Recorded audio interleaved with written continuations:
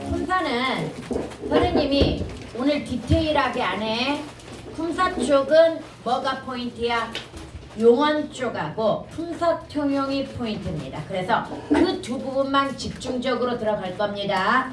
여러분, 그래도 이 책의 표는 알아야 되겠지요? 기억해보자. 원래 품사라고 하는 건 단어의 문법이야. 그런데 얘를 나누는 기준이 세 가지입니다. 먼저 첫 번째, 형태 변화 유무에 따라서 뭘로 나눠진다? 불변어, 변하지 않는 불변어와 가변어. 바로 가변어에 뭐가 있어? 용언, 활용하는 용언과 그 다음에 문법적인 관계를 표시해주는 관계언 중에서 서술격 조사 이다가 활용하잖아. 그래서 가변어는 활용하는 애들이라고 생각하면 돼. 다시, 가변어는 뭐다? 활용하는 애들이야. 그 다음 기능에 따라 몸의 기능을 아느냐, 꾸며주는 기능을 아느냐, 독립되어 있느냐, 문법적 관계를 표시해 주느냐, 활용하느냐에 따라서 5가지로 나눠집니다. 그리고 품사는 얘네들은 의미가 기준이야. 마지막에 9개로 나눠지는 기준이 뭐다? 의미가 기준이어가지고 명사, 대명사, 수사입니다. 혹시 명사의 정의가 뭔지 아십니까? 네. 어떤 대상의 이름입니다. 그런데 우리가 이름하면 자꾸 구체적인 걸로 국한하는 거에 문제가 있습니다. 여러분, 명사는 추상적인 것도 명사야. 그래서 예를 들어 가지고 이런 겁니다. 예전에 문제 나왔던 것 중에 한참을 바라보던, 얘가 만약에 그냥 품사 판단을 하고 했으면 그렇게 오답률이 높지 않았을 거야. 그런데 설명에 뭐라고 나왔냐면요, 어떤 대상의 이름을 가리키는 명사로서 이렇게 나왔단 말이야. 그러니까 애들이 뭐에 속은 거야? 어떤 대상의 이름을 가리키는 이 말에 속은 거야. 한참이 무슨 이름이야? 라고 생각을 했던 거야. 그러나 얘 명사 맞거든. 그리고 이름이라는 게 우리가 알고 있는 이름을 얘기하는 게 아니야. 어떤 사물을 지칭하는 게 이름이 아니고 그냥 서로 좋아하는 마음의 이름이 뭐야? 사랑. 뭔 말인지 얘가? 얘네도 다 이름인 거야. 그러니까 한참이라고 하는 것이 오랫동안, 이거의 이름이 뭐인 거야? 한참 이거인 거야. 그래서 다시 한번 문법을 정의로 접근하면 이런 문제가 발생합니다. 위치 띄어쓰기 호응으로 접근하라고 내가 누차 이야기했다. 오케이. 그 다음 여러분들, 이거 설명하지 말자. 쇼군가 천왕가. 무사. 이걸 읽어라. 대신 이걸 설명했던 이유는 나는 비유를 통해서 좀 더 쉽게 용언과 체언의 관계를 설명하고자 했던 건데 오히려 애들이 막부시들을 잘 몰라. 그래가지고 설명이 어렵다고 그러더라고. 근데 이것만 하나 기억하자. 체언이 중요해, 용언이 중요해? 용화. 용언이 중요합니다. 압도적으로. 왜 그러는 줄 알아? 체언은 천왕가가 상징적 권력이야. 그냥. 그러니까 쪽수로 보면 얘가 많아. 체언이 훨씬 많아. 그렇지만 모든 문장 내에 실질적 권력을 가지고 있는 건 용언이야. 그러니까 쇼군가가 정치적, 경제적, 여러 가지 사회적인 모든 권력을 얘네가 가지고 있었듯이, 다시 문법에서 모든 권력은 어디에 있다? 용언에 있다라고 하는 걸 기억해야 됩니다. 뭔 말이지? 얘가 문장에 있어서도 권력은 뭐다? 용언에 있습니다. 그래서 우리나라 속담에 이런 거 있습니다. 한국말은 뭐 해야 된다? 끝까지 들어봐야 됩니다. 왜 그래? 마지막에 서술어가 나오기 때문입니다. 다시, 한국말을 끝까지 들어야 되는 이유가 마지막에 뭐가 나온다? 서술어. 이 서술어가 바로 뭐다? 용언. 뭔 말인지 가죠? 그래서 용언이 압도적으로 중요합니다. 그 다음 넘어갈게요. 여기는 그냥 이 정도. 여러분, 이거 나 앞에서 틀렸어. 와우. 낙타를 선생님이 형용사라고 그랬는데, 그래서 내가 항상 하는 얘기, 문맥으로 판단해 봐야 돼. 전통은 낚는다, 이 말이 돼. 그럼 얘는 뭐야? 형용사야. 아니, 형용사가 아니라 동사야. 얘가 뭐에 해당이 된다? 동사에 해당이 되고요. 그 다음에 본질이다의 이다는 뭐야? 서술격 조사인 건 맞는데요. 여기서 조심해야 될 게 있어. 이 다는 뭐야? 어미야. 단어에서 다가 나오면 아무런 기능이 없습니다. 그러니까 묵음 이응하고 똑같아. 그렇지만 문장에서 다가 들어가면 얘는 뭐야? 평서형 종결어미입니다. 다시 문장에서 다가 들어가면 뭐가 된다? 평서형 종결어미가 된다는 사실 여기까지 해갔습니까? 그 다음 맑은은 형용사. 형용사입니다. 근데 낡은 맑은 나오니까 선생님이 젊은하고 그 다음에 늙은도 가르쳐주고 싶은 생각이 들었는데요. 젊은은 품사가 뭡니까? 형용사. 무조건 형용사입니다. 늙다는 품사가 무조건 동사입니다. 얘네가 같은 계열이니까 같을 것 같은데 아니야. 얘는 뭐다? 형용사. 얘는 뭐다? 동사. 선생님은 이 늙은을 놓고 늙다를 놓고 혹시 품사 통용 아닐까? 형용사도 있지 않을까라고 생각했는데 아니야, 없어. 무조건 늙다는 뭐다? 동사야. 무조건 젊다는 뭐야? 형용사야. 얘도 하나 기억합시다. 오케이. 그 다음 맑은 막는다 안 되잖아. 그럼 이거 뭐야? 형용사. 형용사. 이때 잠깐 동사 형용사 판단할 때 니은, 는을 넣어보는 게 기본이야. 현지시에 선어말 어미를 넣어보는 게 기본이야. 근데 애매하면 그냥 는만 넣어봐도 돼. 관형사형 전성어미 는. 그러면 막는 날씨 돼 안 돼? 안 돼. 안 되잖아. 그럼 현지시제가 들어갈 수 없다는 건 얘가 형용사라는 이야기야. 이해갑니까? 그 다음에 우산 명사. 명사죠. 그럼 처럼이 뭘까요? 조사겠지요. 조사. 무슨 조사일까요? 부사. 그래, 부사격 조사입니다. 여기서 잠깐 부사격 조사의 종류가 많다 보니까 외우기가 약간 껄끄러울 수 있어. 그런데 은, 는, 도, 만, 조차까지 밖에 붙어. 요가 일단 대표적인 뭐야? 보조사야.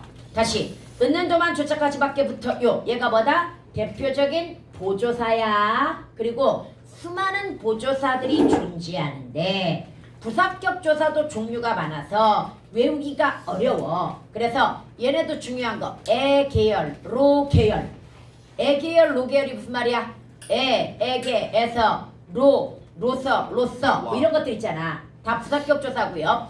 고, 라고 인용 부사격 조사고요. 와. 그 다음에 보다, 같이, 한테, 처럼 정도까지 외워야 돼. 와, 여러분 학교 더러가 나왔어. 나 미쳐버리는 줄 알았어. 만큼 놀랬어. 따라오. 부사격, 그러니까 아까 안 배웠나? 만큼은 따라붙으면 조사고요. 뿐만큼 하나 더 있지. 대로뿐만큼은 붙으면 뭐야? 조사. 떨어져 있으면 의존명사인데 와, 얘가 난 부사격 조사인지 니네 학교 문제에서 알았어. 부사격 조사요? 만큼이 부사격 조사더라. 내가 이게 부사성 의존명사구라는 건 알고 있었어. 만큼과 그 다음에 뿐이 원래 부사성 의존명사구야. 이거 들어가면. 근데 그게 뭐냐고? 부사 만드는 방법. 여러분 학교는 놀라운 게 뭔지 알아? 내가 관형어 만드는 방법을 4개를 가르쳐줘.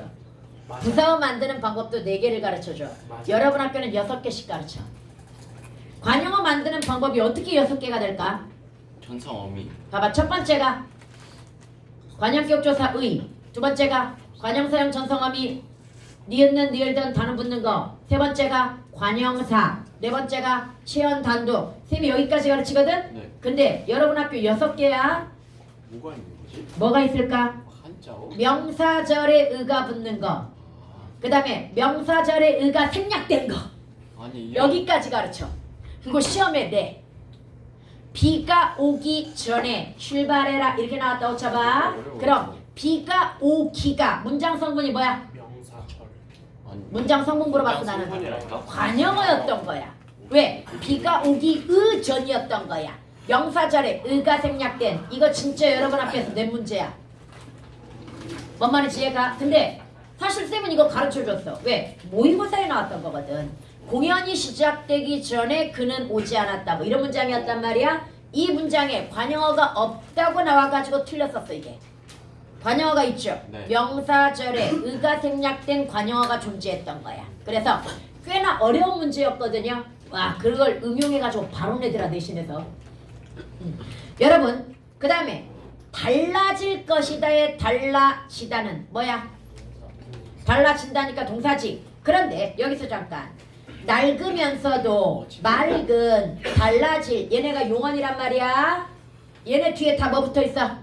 어미 붙어있는 거 보이지요? 여러분들 낡으면서도는 뭐가 어미야? 그래, 이건 으면서까지만. 왜? 도를 빼도 말이 됩니다. 조사. 그럼 어미 뒤에 따라 붙을 수 있는 유일한 애가 보조사야. 네. 그럼 이 도는 보조사라는 결론이 나와. 얘를 빼도 말이 되니까. 그러나 비록 지금은 항복할지라도에서는 도를 빼면 말이 안 돼. 지금 비록 항복할지라 말이 돼? 안 되잖아. 그럼 얘는 빼면 안 돼. 그렇지. 미을지라도가 통째로 어미인 거고 여기는 음연서가 말이 돼. 낡으면서 말 되잖아. 그럼 도를 빼도 된다는 얘기야. 오케이. 그 다음에 맑은은 뭐가 어미야? 은이 어미지. 얘 이름이 뭐야? 맞다. 네. 야. 관전어요? 그렇지. 관전어. 관형사형 전성어미 니은는 니을던 다는 중에서 뭐야? 리을. 바로 여기 이 리을은 뭐야? 관형사형 전성어미 얘는 니을인 거고 얘는 니은인 거야. 쌤 은이잖아요. 여기서 이제 기억해야 돼. 그렇지. 모든 어미는 자연스럽게 연결하기 위해 중간에 뭐가 들어갈 수 있다? 의가 들어갈 수 있어. 그래. 매개 음. 그래서 여기에서 달라질 대신에 먹을 그럼 뭐가 들어간 거야? 을이 들어간 거야. 이해갑니까? 모든 조사를 자연스럽게 연결하기 위해서 뭘 집어넣을 수 있다? 이를 집어넣을 수 있습니다. 그건 좀 이따 설명할 거고요. 그래서 이제 이건 너네가 알아서 나눠. 그 다음에 얘도 한번 해보자. 여러분 어머나 이게 누구야 해서 어머나는 수식어냐? 왔다. 쉼표 나왔는데 독립원. 이거 독립원 내지는 감탄사야. 여러분 그럼 감탄사에 대해서 한번 기억할까요? 감탄사는 오늘 따로 하지 않을 거니까 간단하게 정리만 해보자. 어머나 얘 감탄사인 거 맞지? 그러나 감탄사의 범주는 의외로 넓습니다. 야 거기 여보 여보세요 다 감탄사야. 부르는 거 다 감탄사야. 네 아니요 전부 감탄사야. 대답하는 거 다 감탄사야. 그 다음에 헐 어디 하고 반응하는 거 있지. 얘도 다 감탄사야. 의외로 감탄사의 범주가 되게 넓어. 그런데 선생님 걔네들 다 외워야 됩니까? 아니요. 감탄사를 쉽게 판단하는 방법. 앞에 심. 그렇지. 앞에 한 단어 다음에 쉼표 나오면 독립어야 일단. 그러면 여기에서 독립어에는 명사 뒤에 혹격조사가 붙을 수도 있단 말이지. 그럼 감탄사만 분리해내는 방법이 뭘까? 혹격조사 아야가 붙을 수 있느냐 없느냐. 예를 들어서 선생님아 돼 이거. 돼요? 선생님이요 높임말로 들어가야지 사실은. 또는 엄마야 이 말이야. 엄마야. 태윤 그럼 무슨 말이야? 태윤아 이 말이야. 뭔 말인지 이해가죠? 그래서 명사 단독으로 조사가 생략된 채 뭐가 될 수 있어? 독립어가 될 수 있습니다. 그러나 감탄사에는 대부분 혹격조사가 붙지 못합니다. 쉽게 얘기해가지고 이거 엄마야? 그럼 이거 뭐지? 그건 감탄사. 이건 감탄사지. 엄마야 하고 놀란 거니까 감정이라고 봐야 돼 이건. 뭔 말인지 이해가? 엄마를 부른 게 아니잖아 지금. 반응이잖아. 그래서 이런 특이한 것도 있긴 있어. 그런데 봐봐. 여보세요 말도 안 돼. 말도 안 돼. 아니요 말도 안 돼. 안 되잖아. 혹격조사가 못 붙어 감탄사에는. 다시 감탄사에는 뭐가 붙지 못한다? 혹격조사가 붙지 못합니다. 뭔 말인지 알겠죠? 그럼 봐봐. 선생님 어디야? 이거 혹격조사 붙은 거 아니에요? 아니요 이건 그냥 뭐야? 어디야. 뜻이 바뀌었어요. 어디이야? 이 말이야. 다시 어디이야라고 해가지고 서술격조사 뒤에 뭐가 들어간 거야? 야가 들어간 거야. 그럼 어려운 거 하나네. 이거 그럼 시간 느려지는데. 매개미랑 봐봐. 어디야? 이건 뭐였어 지금? 어미였어. 어디이냐? 이거잖아 지금. 그러면 이건 어미였단 말이야 야가. 그러나 너야 문제를 쉽게 풀 수 있겠지만 너야에서 야는 뭐야? 보조사. 그렇지 보조사. 너는 이때 야는 보조사인 거야. 뭔 말인지 이해가? 그 다음에 만약에 태윤이 말고 태윤야. 유나야 이렇게 불렀다고 쳐봐. 이때 야는 뭐야? 혹격조사인 거야. 그래서 다시 한번 문법에서 조사 접서 어미 같은 거 뭐다? 또 외워가지고 접근하는 게 아니야. 어느 위치에 왔느냐에 따라서 계속 명칭은 달라지는 거야. 똑같은 게 이렇게 다양하게 쓰일 수 있다는 걸 알아야 됩니다. 그럼 다시 한번 어머나 그 다음에 오늘 날씨는 매우 후텁지근하겠습니다에는 4개의 불변화가 있다는 건 뭐만 제끼면 돼? 용. 가변어, 용언하고 서술격조사 이다만 제끼면 되니까 그럼 일단은 단어니까 먼저 뭐 분리해야 돼? 조사 분리해야 되잖아. 는 분리해야 되지요. 네. 그 다음 이 상태에서 뭐 해야 돼? 후덥지근하다 제껴줘야 되겠지요. 그럼 몇 개 남았어? 4개 남았으니까 불변어 4개 맞지? 여기까지 해갔습니까? 그 다음에 그때까지는 여기서 조사 분리해봐. 까지는 조사는 여러 개 쓰일 수 있고요. 선생님 이거 어떻게 알아요? 외우라고 하는 거야 이건. 따라하세요. 은는 도만 같이 은는 도만 조차까지 밖에 붙어 요는 보조사의 70%를 차지합니다. 빈도로 나오는 빈도로 보조사 70%가 뭐다? 은는 도만 조차까지 밖에 붙어요야 무조건 외우고 있어야 되고 은는이 보조사야. 주격조사 아니야. 지금도 영어 선생님들 때문에 주격조사라고 착각해. 영어 시간에 은는 이가가 주어라고 가르치거든. 맞습니다. 안 됩니다. 은는은 보조사입니다. 은는은 어디에든 올 수 있는 애들입니다. 그 다음 여러분들 누구도에서 도, 그 다음에 그 사실을 해서 을. 더 이상 조사 없지? 네. 4개의 관계연이 있다 맞잖아. 조사가 관계연이니까 그 다음에 2개의 관형사. 얘 틀렸네. 가짐만 관형사야. 몽땅은 몽땅 넣으셨다니까 뭐야? 부사. 얘는 부사야. 그 다음에 열과 백은 체연. 명사야 이게? 체연은 맞아. 왜 체연이 맞아? 조사 앞에 왔으니까. 얘가 관형사였으면 뭐야? 띄어쓰기를 해야 돼. 숫자 뒤에서. 그런데 조사 앞에 왔으니까 얘가 체연인 건 맞지만 숫자잖아. 뭐야? 수사다. 오케이. 여기 나와 있는 애들은 기본 문제고요. 선생님이 이번 책은 업그레이드를 되게 많이 시켰지만 문제는 손을 안 댔어. 문제 바꾸려다가 딱 보니까 그래 이론을 이해하기 가장 좋은 문제들로만 옛날에 배치를 해놨기 때문에 최신 트렌드는 나중에 뭐 하면 돼? 문제집을 통해서 다시 풀면 되는 거기 때문에 굳이 손을 댈 필요가 없다고 생각해서 손대지 않았습니다. 문제 쪽은 가장 기본적인 문제들이야 확인할 수 있는. 그 다음에 여러분 넘어가 가지고요. 이거 기억하자. 다시 한번 기억합니다. 명사 판단할 때 어떻게 판단해라? 명사는 일단 관형어 뒤거나 뭐여야 돼?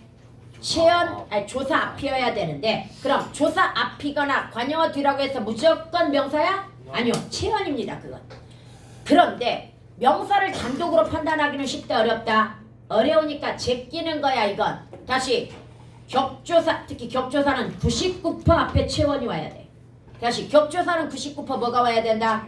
체연. 그럼 1%는? 그렇지 명사절. 다시 1%는 명사절이 격조사를 받을 수 있어. 다른데 격조사 못 와. 다시 다른데 오는 조사는 뭐야? 부사 뒤에 오거나 어미 뒤에 오거나 이런 건 다 보조사만 올 수 있는 거야. 그럼 격조사가 올 수 있는 자리는 두 군데야. 물론 예외로 제법이다 라고 하는 부사 뒤에 올 수 있는 경우가 있는데 이런 것까지 배우지 마. 머리에 쥐나. 그거 하나 때문에 우리가 머리에 쥐날 게 있습니까? 그냥 99% 뭐다? 체연 뒤. 1%는 뭐다? 명사절 뒤. 이렇게 기억하세요.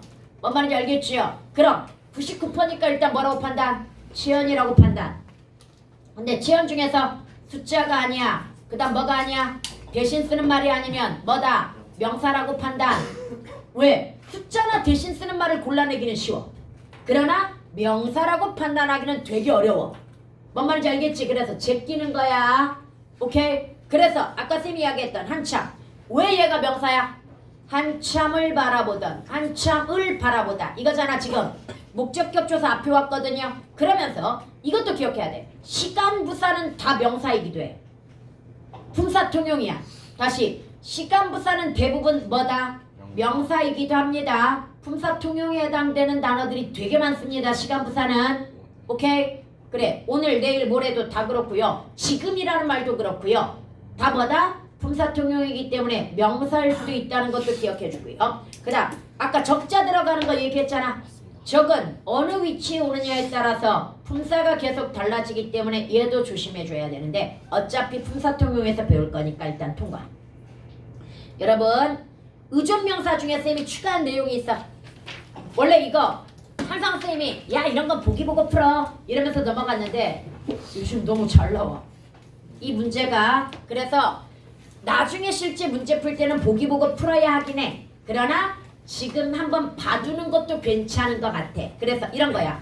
주어성 의존명사가 무슨 말이야? 주어 자리에 온다는 얘기야. 서술성은 서술어 자리에 온다는 이야기야. 그 다음 단위성은 단위명이라는 얘기야. 이게 그러니까 단위를 드러내는 의존명사라는 이야기야. 부사성은 부사 자리에 온다는 이야기야. 그럼 보편성은 어디 나온다는 얘기야?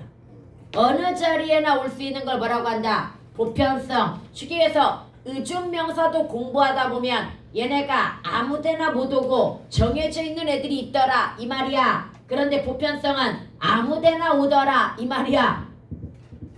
뭔 말인지 가죠? 것이 대표적인 보편성입니다. 그러니까 할 것이다 그럼 어디 왔어? 서술어 자리에 온 거고요. 할 것이 너무 많아 그럼 주어 자리에 온 거고요. 할 것을 생각해라. 목적어 자리에 온 거고요. 할 것에 표시해라. 부사어 자리에 왔지. 그러니까 보편성인 거야.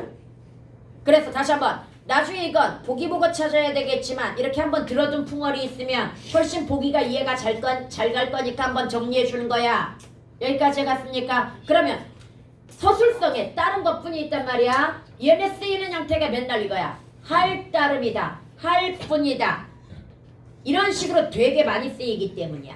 뭔 말인지 얘가 그래서 얘는 주로 어디에 온다? 서술어 자리에 온다는 이야기가 되는 겁니다. 이해갑니까? 그 다음에 수 나위는 언제나 할 수가 없다. 더할 나위가 없다. 이런 식으로 굳어져 있어. 주격조사 앞에 오는 경우가 대부분이기 때문에 얘는 주어성인 거야. 오케이? 그러면 이제 뒤로 넘어갑니다. 여러분 대명사에서 원래 제일 잘 나오는 게 미지칭 부정칭이거든요. 맞죠. 지금 할 필요 없습니다. 얘네는 다른 데서 써먹을 수가 없습니다. 그냥 대명사 오리지널이거든요. 그럼 뭐 하면 돼? 시험 기간에 범위가 주어지면 그때 배우면 돼. 왜? 지금은 피지컬 베이스야. 그리고 진짜 중요한 것들이야. 그리고 이거 하나 가지고 다른 데 써먹을 수 있는 것들이어야 되는 거야. 뭔 말인지 알겠지? 그래서 이건 나중에 시험 범위 나오면 그때 배우면 돼. 오케이? 그 다음 넘어가자. 넘어가면요. 이제 우리는 뭘 배울 거냐면 용언으로 들어갈 겁니다. 여러분 용언에 대해서 이야기하자. 용언이 뭐야? 활용하는 언어. 근데 활용이 뭐야? 용언은 어간과 어미로 분리가 됩니다. 뭐가 어간이야? 기본형에서 다를 제외한 나머지가 어간입니다. 깨투리는의 어간이 뭐야? 깨투리야. 기본형이 뭐니까? 깨투리다니까. 그럼 어미가 뭐야? 는이야. 아 이거 유명한 문제잖아. 수능에서 깨트리는의 어미는 리는이야라고 나왔어.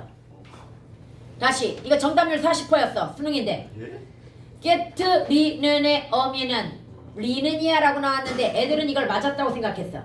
얘가 틀린 거였는데 깨트리는의 어미는 뭐야? 는이야 얘들아. 기본형이 뭐니까?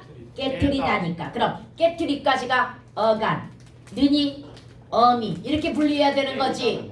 나 그 문제 나왔을 때 경악했어. 왜? 우리나라 수험생은 그 오랜 시간을 들여서 문법 공부를 하면서 어미도 구분하지 못하는 애들. 그동안 뭐 한 거야? 문법 공부를 어떻게 했으면 어미를 구분을 못해? 멍청한 것들. 아니요 그렇게 얘기하지 말고 그만큼 어미가 그만큼 문법이 구분 위주가 아니라 정의 위주로 교육되고 있다는 게 문제라는 얘기야. 뭔 말인지 제가 실전에서 구분 능력이 있어야지 정의를 달달달 외웠다고 해가지고 문법 문제를 풀 수 있는 게 아니라고. 오케이? 선생님, 와이 깨트리다는 뭐예요? 깨다가 바뀐 거예요? 아예 다른 거? 저런 깨뜨리다의 의미를 생각해봐. 깨다라는 의미가 있어 없어? 있죠. 있지. 그러면 여기는 어근이 뭐인 거야? 깨다. 어간은 뭐인 거야? 깨뜨리. 그러면 어근 깨를 빼면 뜨리가 남지. 뜨리 혼자 써 안 써? 안 써요. 안 써. 그러니까 접사. 아, 그러면 깨다가 트리도 원래인 접사예요. 거 어? 그럼 트리도 접사예요. 뜨리하고 트리하고 똑같은 말이야. 뭐 복수 표준이야. 서로 트리다잖아. 어? 뭔가 의도성이 있다. 아니야. 트리하고 뜨리는 그냥 복수 표준이라고 생각하면 돼. 이 형태는 아니야. 그러면 여러분들 봐봐. 얘가 금방 한 말에 대해서 한번 이야기하자. 얘가 트리뜨리가 뭔가 의도성을 가지고 나타나는 이런 설명을 지금 했단 말이야. 이게 바로 정의로 접근하는 행태야. 이러면 문법을 못한다고. 이런 식으로 모든 접사를 이렇게 뜻을 생각하고 그 다음에 어떤 정의를 생각하면 문법을 할 수가 있다 없다? 없다. 뭔 말인지 얘가? 그래서 그런 거에 신경 쓰지 말고 위치 띄어쓰기 후. 알겠습니다. 그 다음에 굳이 뜻을 이용해야 될 경우는 보기가 주어지겠지. 네가 그걸 어떻게 알고 있어 미리? 그럼 보기 보고 풀면 되는 거야 그런 것들은. 그 다음에 여러분 다시 한번 용언의 어가는 변하면 돼 안 돼? 안 됩니다. 돼요. 어미는 계속 변할 수 있어. 근데 아무거나 갖다 붙일 수는 없습니다. 특정 기능의 어미의 집합이라는 게 정해져 있고 그래서 문장 내에서 기능에 따라 어미를 뭐 하는 거야? 가져와서 결합을 시키는 거야. 이게 활용인 거야. 그래서 이미 뭐라고 비유해줘? 어가는 믹서기 본체. 그 다음에 어미는 여러 가지 칼날. 다용도 칼날들이란 말이야. 그러면 어떤 용도로 믹서기를 쓰느냐에 따라서 칼날을 뭐 해줘야 돼? 바꿔줘야 되는 거하고 똑같은 거야. 그럼 선생님 어미가 뭔데요? 어미는 이 용언이 문장 내에서 어떤 기능을 하느냐라고 하는 문법적 결정권자야. 다시 이 용언이 문장 내에서 어떤 기능을 할 것인가를 결정해 주는 게 뭐다? 어미야. 이해갑니까? 그래서 그 문법적 결정권을 가지고 있는 어미가 따라붙는 걸 활용형이라고 그래. 그 다음에 그냥 다가 붙는 걸 뭐라고 그래? 기본형이라고 이야기해. 여기 나오잖아. 수치스럽다가 기본형이야. 그 다음 나머지 어미가 따라붙는 게 뭐인 거야? 활용형인 거야. 그럼 여기에서 나는 지금 수치스럽다는 활용형일까요? 기본형일까요? 나는 수치스럽다 이렇게 문장에서 나오지. 그럼 다가 무조건 활용형이 돼. 평사형 종결 어미가 돼. 다시 문장에서 다가 들어갔다는 건 평사형 종결 어미라는 뜻이야. 그래서 의미를 갖게 되었으니까 얘는 뭐야? 활용형인 거야. 그러나 그냥 단어에서 수치스럽다는 수치스럽만 쓰기가 좀 뻘쭘하니까 뒤에다가 단을 붙여준 거야. 뭔 말인지 이해가죠? 그래서 묵음하고 똑같은 거야. 단어에서 단은 뭐다? 묵음하고 똑같은 거고 문장에서 단은 뭐다? 평사형 종결 어미인 거다. 활용형인 거다. 문장에서는. 오케이? 그 다음 넘어가자. 얘들아 아까 얘기했죠. 동사와 형용사를 판단하는 기준이 뭐다? 일단은 니은, 는을 붙여보는 건데요. 여기에서 내가 지금 실수야. 형용사 특징을 밑에다 집어넣는다는 걸 깜빡했어. 형용사 특징 4개만 다시 한번 기억하자. 형용사는 현재 시제 선어말럼이 니은, 는을 쓸 수가 없습니다. 그 다음 두 번째 명령. 관형사형 전성어미의 현재 시제인 는을 쓸 수가 없습니다. 그 다음 세 번째 명령형이나 청유형 어미를 사용할 수 없습니다. 그 다음 네 번째 못 짧은 부정문을 사용할 수 없습니다. 못 짧은 부정문이 뭐야? 못 예쁘다, 못 조용하다, 못 넉넉하다 이런 말 안 된다고. 뭔 말인지 제가 그럼 다시 형용사 특징 기억하자. 형용사는 몇 가지 못 쓴다? 4가지. 첫 번째 현재 시제 선어말럼이 니은 든. 두 번째 관형사형 전성어미 현재 시제 든. 그 다음에 세 번째 명령형이나 청유형 어미. 그 다음 네 번째 못 짧은 부정문을 쓸 수 없어. 그런데 왜 선생님은 항상 형용사를 동사형용사 판단할 때 니은 는을 이야기할까? 얘가 가장 확실해. 다른 건 애매해. 판단하기가. 모르다에다가 명령형 종결음이 넣어봐. 몰라라. 너는 몰라라. 그 다음에 청유형 종결음이 넣어봐. 우리는 모르자. 돼? 머리 쫙 해주자. 안 되잖아. 그런데 얘 동사거든. 다시 얘 뭐다? 동사란 말이야. 우리는 동사는 무조건 명령이나 청유가 들어갈 수 있다고 생각하지만 들어가서 말 안 되는 게 되게 많습니다. 뭔 말인지 얘가? 그 다음에 정의로 한번 접근해볼까? 동사는 어떤 대상의 움직임, 형용사는 어떤 대상의 성질이나 상태. 그럼 모르다는 동사일까 형용사일까? 상태. 그래, 상태라고 생각해가지고 형용사라고 생각하기가 쉬워. 그런데 모른다가 되잖아. 얘 동사야. 그래서 선생님이 정의로도 안 되고 다른 걸로도 안 된다고 이야기하는 거야. 동사 형용사를 구분하는 가장 빠른 방법은 뭐다? 문장 내에서 주어와 호응해가지고 현재 시제 선어말 어미가 들어갈 수 있는지를 봐야 되는 거야. 가구가 크다. 가구가 큰다 말이 돼 안 돼? 통용이죠. 안 되잖아. 그럼 얘는 형용사야. 그런데 작년보다 올해 키가 컸다는 키가 큰다가 돼. 그럼 이건 뭐에 해당이 돼? 동사에 해당이 되는 거야. 그래서 문맥 속에서 뭘 넣어봐라. 니은은 날이 벌써 밝다. 날이 벌써 밝는다 되잖아. 동사야. 그런데 다리 매우 박다. 다리 매우 박는다 돼야 안 돼. 안 되니까 형용사인 거야 이때는. 품사통형도 이렇게 구분해야 돼. 문장 내에서 니은든을 넣어가지고 말이 되는지를 보고 그 다음에 그걸로 좀 아리까리해? 그러면 그때 명령청유형도 넣어보는 거고 관형사형 전성함이 든도 넣어보는 거고 그 다음 단계에서 넣어보는 거지 1차는 무조건 뭐다? 현재 시제서나 말함이 니은든을 넣어보는 겁니다. 이해갑니까? 네. 그럼 한 98%는 결정이 됩니다. 맞죠. 그 다음에 여러분들 여기 있네. 동사는 주어의 동작이나 작용을, 형용사는 성질이나 상태를. 이게 정의야. 그 다음 현재 시제 서너멀럼이 는 니은은 형용사에는 쓸 수 없어. 동사 어간에만 쓸 수 있고요. 그 다음 현재를 나타내는 관형사용 어미 느는 동사 어간과 그 다음에 니은은 형용사 어간과 결합한다고 이야기했는데 이게 무슨 말이냐. 형용사는 관형사용 전사음이 현재 시 는 대신에 니은을 쓴다는 얘기야. 동사로는 이건 과거형, 먹은 그런 뭐야? 과거형이지만 현재 시제 예쁜 이렇게 들어가면 현재 시제라는 이야기야. 형용사에 들어가면. 이건 시제에서 배워 나중에. 이번에 이 책에서 강화된 게 있어. 시제, 그 다음에 인용 이런 거 옛날에 좀 가볍게 들었거든요. 근데 요즘 시제 문제가 겁나게 어렵게 나옵니다. 그래서 시제편을 되게 강화시켜놨어. 이 책에서. 그 다음 과거 나타내는 관형사형 전성함이 니은은 동사 어간에만 결합한다. 아니지. 맞지. 과거라고 나왔잖아. 그럼 과거를 드러낼 때는 동사 어간에만 니은이 결합이 되는 거야. 형용사에 니은이 결합되면 이건 뭐다? 현재가 되는 거야. 뭔 말인지 알겠죠? 네. 그래서 이런 말 여러분이 한번 읽어보도록 하고요. 넘어갑니다. 여러분 용언에서 중요한 두 가지가 뭡니까? 본용언과 보조용언 구별하는 것과 불규칙 활용이라고 하는 게 대단히 중요합니다. 그래서 이걸 따로 나눠가지고 하나씩 배워보도록 하자. 본용언, 보조용언 구분할 때 아서, 어서, 서를 넣어가지고 구분해보라고 나오는 경우가 되게 많습니다. 이런. 근데 선생님은 이걸 수정했습니다. 이것만 가지고는 망합니다. 왜? 나는 우리 애들의 문장력이 이렇게 부족한지 몰랐기 때문이야. 봐봐. 너네 연예인 중에 누가 제일 예뻐?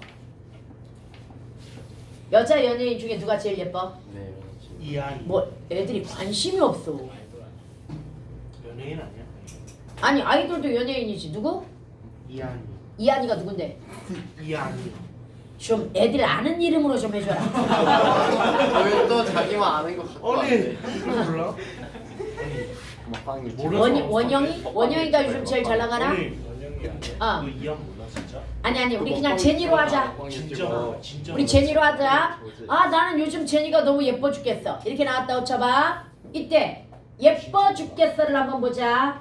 여기에서 예쁘다의 의미는 있지만 제니가 죽겠다의 의미는 있어 없어? 없어. 그래서 사실 얘는 봐봐. 보조용어는 이 문장 내에서 단독으로 문장이 분리되지 않아. 그런데 여기에서 아서 어서 서를 집어넣고 판단해보라고 그랬지. 그래서 내가 애들한테 얘들아 제니가 너무 예뻐서 죽겠어가 말이 안 되잖아. 그러니까 본명은 보조용어냐 그랬더니 애들이 반항하더라. 그게 왜 말이 안 돼요? 말 되는 거 아니에요? 그러니까 너무 예뻐서 죽겠다가 애들은 말이 된다고 생각해요. 죽을 만큼 예쁘다. 그래서 바로 이거는 수정이 들어간 거야. 옛날에는 아서 어서 서를 넣어서 말이 되는지 안 되는지를 애들이 구분할 수 있다고 생각했던 거야. 근데 애들이 이걸 구분을 못 하더라고. 그래서 본용은 보조용어는 이걸 쓸 수도 있지만 내용으로 판단하는 게 더 정확해.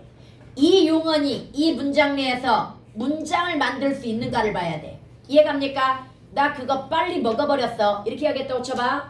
나 그 음식을 빨리 먹어버리다. 나 그 음식을 버리다 돼 안 돼? 안 돼. 그러니까 버리다는 뭘로 쓴 거야? 보조용언으로 쓰인 거라는 이야기야. 이런 식으로 판단하는 게 좀 더 정확할 것 같아. 우리 애들의 문장력을 믿을 수가 없어. 그러니까 현재 시제서나 말하면 니은는 확실하게 구분이 돼. 이게 말이 안 되는지 안 되는지가 확실히 구분이 되는 데 비해서 이 아서 어서 서는 애들이 구분을 잘 못한단 말이야. 그래서 내용으로 판단하면 되겠고요. 여러분 반드시 외워야 될 보조용언 두 종류가 있습니다. 먼저 마지막부터 볼게요. 마지막에 않다, 못하다, 말다는 어디에서 쓰는 보조용언이야? 부정문. 부정문에서 긴 부정문이 바로 보조용언 이용하는 부정문입니다. 다시 긴 부정문이 뭐다? 보조용언 이용하고요. 쉽다. 100% 보조용언입니다. 그 다음 개하다와 개되다는 어디서 쓰는 거야? 그렇지. 피동사동에서 동사적 피동과 사동이 보조용언을 이용합니다. 그래서 얘네는 나오면 100% 뭐다? 보조용언입니다. 먹지 않다, 먹지 못하다, 그 다음에 가지 말다, 가지 마라, 그 다음에 뭐 먹고 싶다, 그 다음에 먹게 하다, 먹게 되다, 전부 이 뒤가 뭐라는 얘기야? 보조용언이라는 얘기야. 근데 한 종류 더 외워야 돼. 의존명사 뒤에 하다 싶다가 붙어서 만하다, 듯하다, 법하다, 성쉽다, 척하다, 그 다음에 양하다. 얘네 있죠? 얘네도 100% 보조용언입니다. 다시 의존명사 뒤에 하다나 싶다가 붙어서 뭐가 만들어진다? 보조용언이 만들어져. 그럼 이거 한번 볼게요. 나는 그 음식은 먹을 만해. 이렇게 들어갔다 오쳐봐. 이 문장의 서술어가 뭐야? 먹을 만해. 왜? 의존명사니까. 의존명사라니. 그러니까 우리 이걸 앞에서부터 분석하면 이렇게 분석할 가능성이 있어. 그 관형어 음식은 음식이 주어 먹을 관형어 만해 만하다가 서술어 이렇게 분석할 가능성이 있어. 근데 모든 문장 성분과 문장 구조는 반드시 뭐부터 찾아야 돼? 서술어부터 찾아야 됩니다. 문제는 만해를 먼저 찾았는데 만하다가 뭐야? 보조용언이야. 그럼 그 앞에 반드시 뭐가 있어야 돼? 본용언이 있어야 됩니다. 그럼 먹을이 뭐였다는 얘기야? 본용언이고요. 바로 이거야. 본용언 플러스 보조용언은 반드시 뭐다? 하나의 문장 성분이야. 다시 본용언 플러스 보조용언은 뭐다? 구로서 하나의 문장 성분을 만든단 말이야. 그럼 다시 한번 그 음식은 먹을 만해에서 먹을이 본용언이고 만해가 뭐라고 한다면 보조용언이라고 한다면 얘는 이거 자체가 뭐인 거야? 서술어인 거야. 이걸 관형어와 서술어로 나누면 돼 안 돼? 절대 안 됩니다. 뭔 말인지 알겠죠? 그래서 구라고 하는 개념이 중요하다는 얘기야. 오케이? 여기 주어는 그럼 뭐야? 음식은 음식이일 거란 말이야. 그러나 얘도 뭐야? 그 정도는 그냥 합쳐가지고 하나의 문장 성분으로 간주해도 돼. 수식 플러스 비수식. 그래서 주어는 그 음식은, 서술어는 먹을만하다. 이게 되는 거야. 여기까지 갔죠? 그럼 다시 한번 본용언 보조용언은 뭐다? 하나의 문장 성분으로 처리해 주는 거다. 여기까지 갔습니까? 그 다음에 여러분 보조용언의 품사는 뭐가 결정해? 본용언의 품사에 의해서 대부분 결정이 됩니다. 물론 쉽다 같은 경우는 어떤 경우에든 100% 뭐가 된다?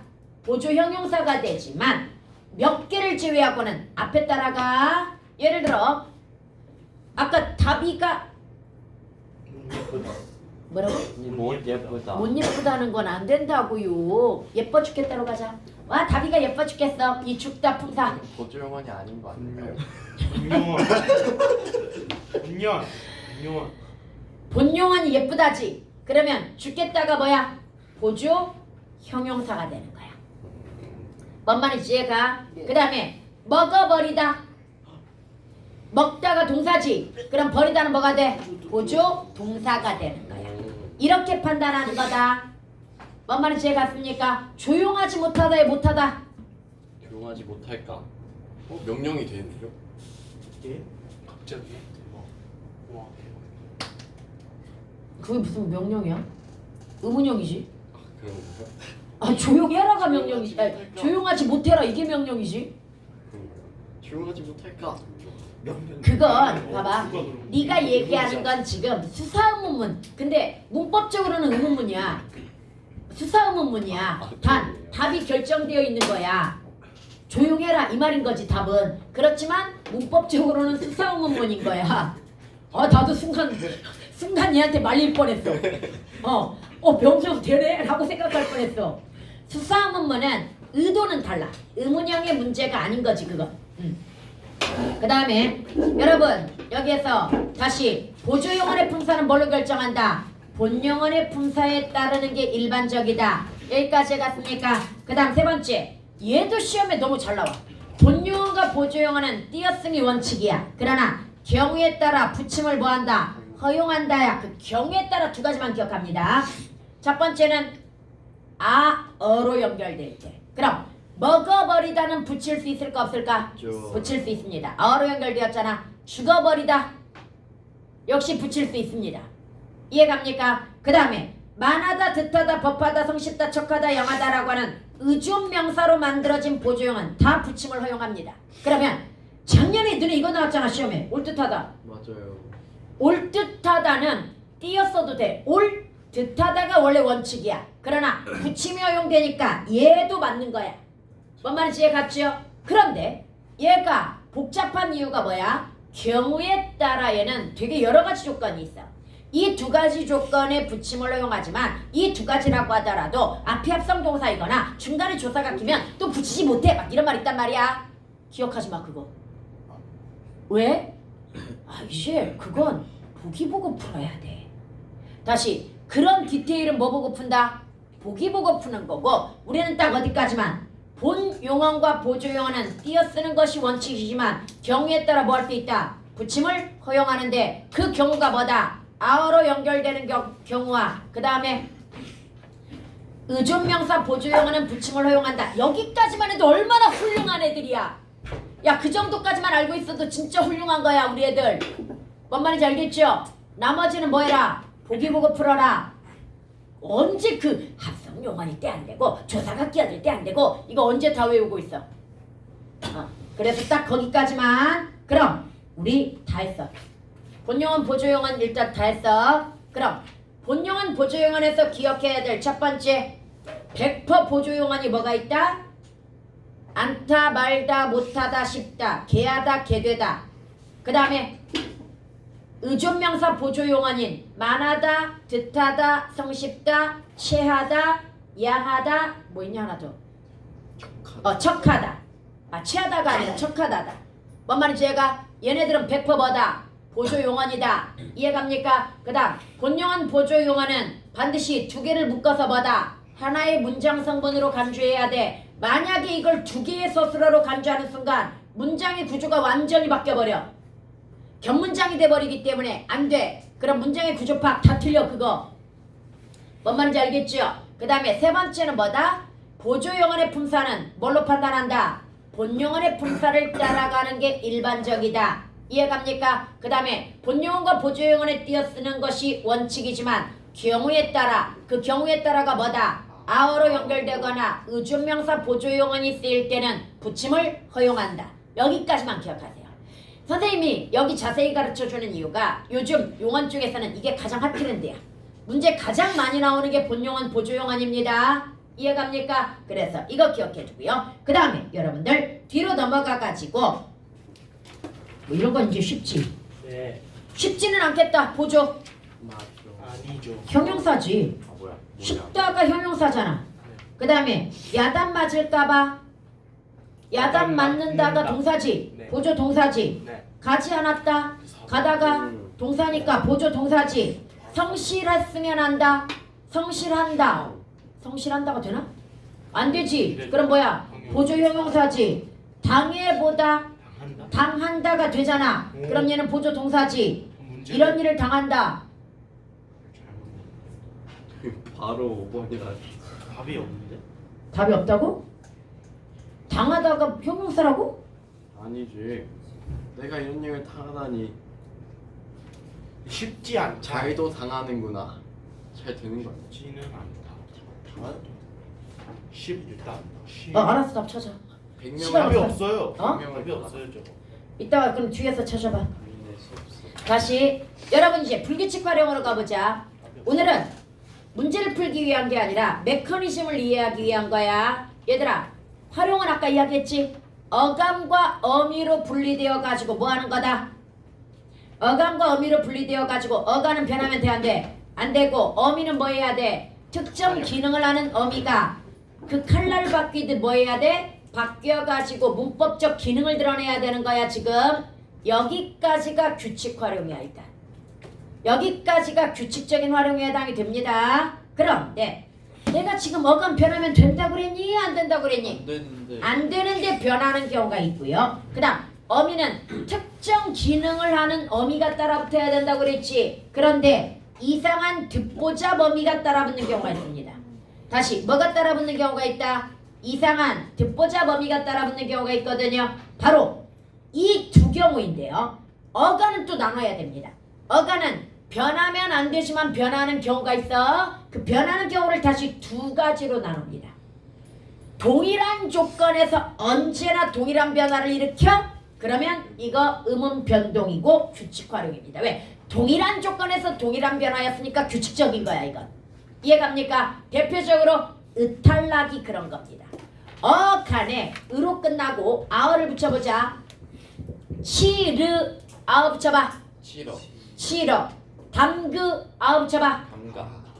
담가. 담거가 아니라 들르 아어 붙여봐. 들러. 들렁. 이런 식으로 여러분들 이때 계속해서 내가 어간이 으로 끝난 다음에 아어를 붙이라고 그랬는데 계속해서 뭐가 탈락했어? 으가 탈락했단 말이야? 그럼 얘는 동일한 조건에서 언제나 뭐 했다는 얘기야? 동일한 변화를 보였다는 이야기이죠. 그럼 얘는 음은 변동이면서 규칙적으로 변한 거잖아. 규칙 활용이야. 그래서 으탈락, 니을탈락, 도음탈락은 다 규칙 활용으로 들어가. 음은 변동이기 때문에. 그러나 한번 생각해볼까? 얼굴을 씻다에다 아어 붙여봐. 씻어. 씻어. 얘는 변한 거 있어 없어? 어간도 변하지 않았고 어미도 변하지 않았습니다. 그런데 내가 만약에 밥을 짓다에다가 아어 붙여봐. 지어. 지어. 시옷이 사라졌네? 근데 얘네 두 개가 조건이 동일해. 어간이 뭘로 끝났어? 시옷으로 끝나면서 동일한 의미인 뭘 붙였어? 아어를 붙였단 말이야. 그런데 어떤 건 변했고 어떤 건 뭐 하지 않았어? 변하지 않았어? 불규칙한 거지. 맞네. 뭔 말인지 얘가 어떤 건 변했고 어떤 건 변하지 않았다면 얘는 불규칙한 것으로서 그 변한 게 불규칙 용어냐. 원래는 변하면 안 되잖아. 다시 원래는 뭐 하면 안 된다? 변하면 안 돼. 그럼 이것도 조심해야 돼. 씻다는 규칙 용어입니까? 불규칙 용어입니까? 규칙이에요. 걔는 규칙이야. 어간도 안 변했고 어미도 안 변했으니까. 그런데 동일한 조건인데도 짓다는 뭐 했어? 변했잖아. 어간 시옷이 탈락했잖아. 그럼 얘가 바로 시옷 불규칙인 거야. 어간에 뭐가 변했느냐에 따라서 이름이 결정이 됩니다. 깨닫다. 깨달아. 아어 붙이는 거야 무조건. 깨달아. 그런데 묻다. 물어. 두 가지가 있습니다. 땅에 묻다가 있고 뭐가 있어? 질문하에 묻다가 있거든요. 땅에 묻다는 뭐야? 묻어. 그럼 얘는 변했어 안 변했어? 똑같이 어간이 디귿으로 끝났는데 얘는 변하지 않았어. 그럼 얘는 규칙이야. 그런데 깨닫다, 그 다음 질문하다 묻다는 물어, 깨달아 이렇게 변했지? 불규칙 용어냐 이게. 이걸 뭐라 그래? 디귿불규칙이라고 한단 말이야. 그럼 기억해보자.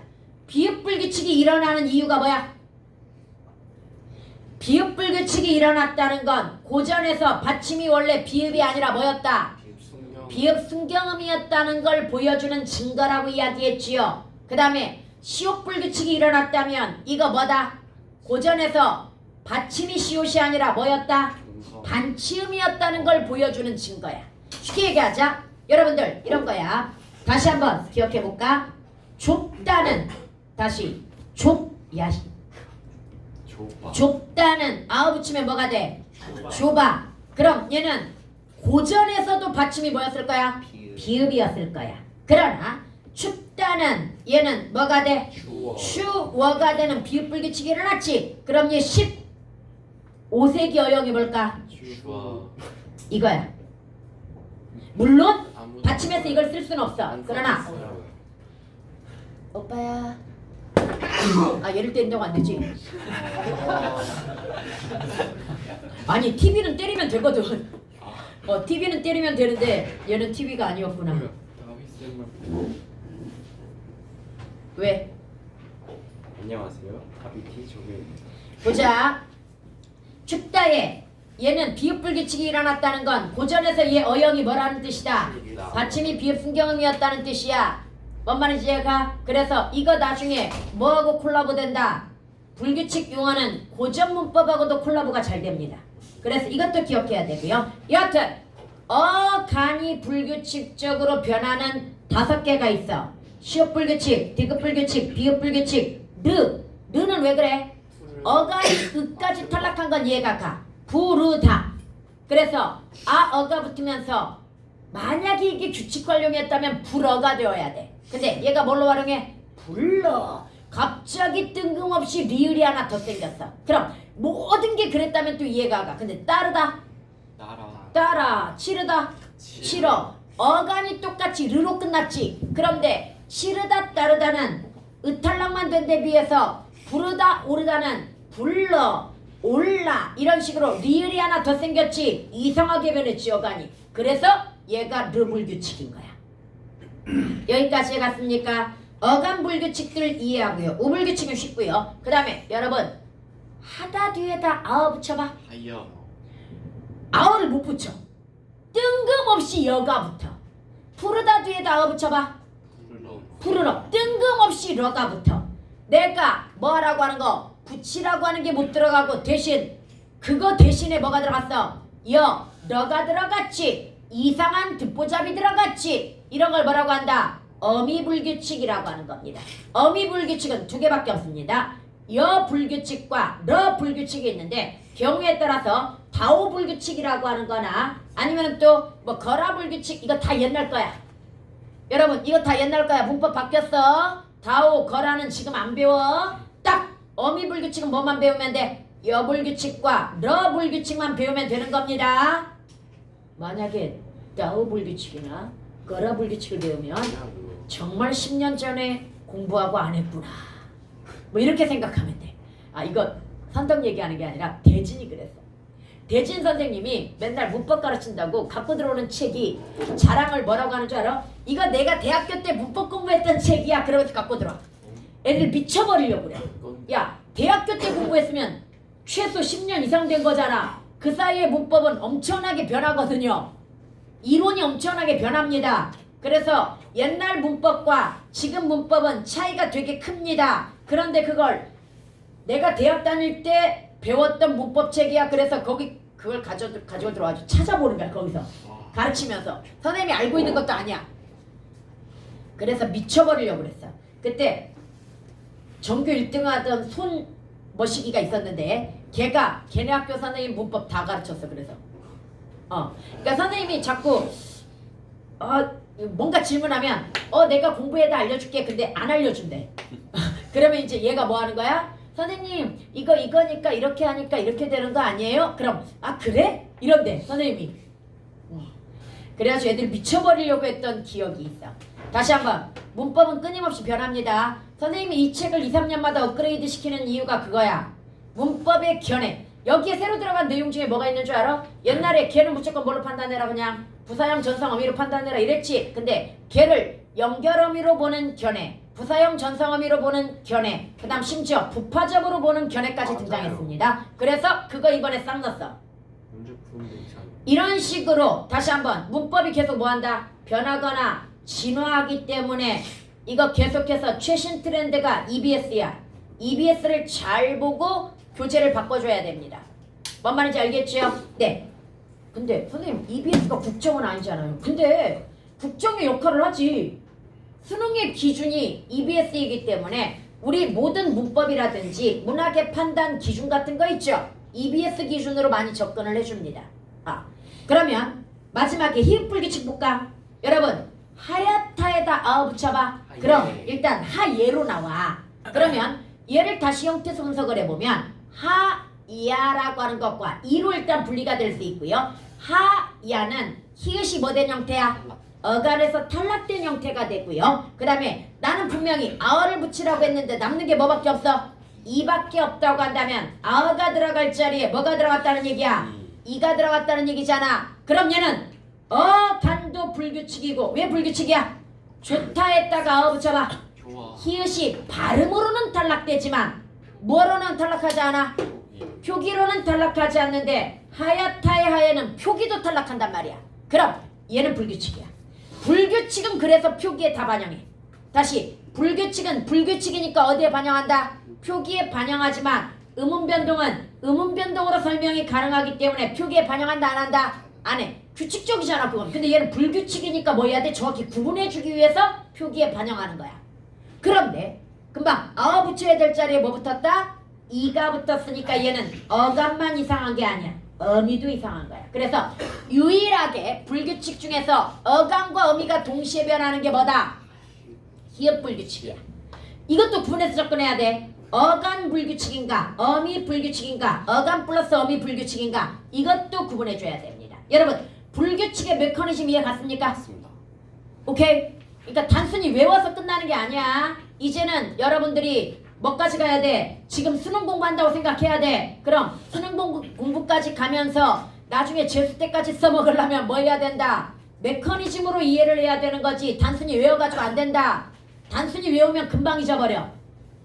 오케이? 네. 그럼 여기까지 해가지고 우리가 용어를 정리했고요. 문제를 한두 문제 풀고 싶지만 살짝 시간이 한 10분 오버가 됐기 때문에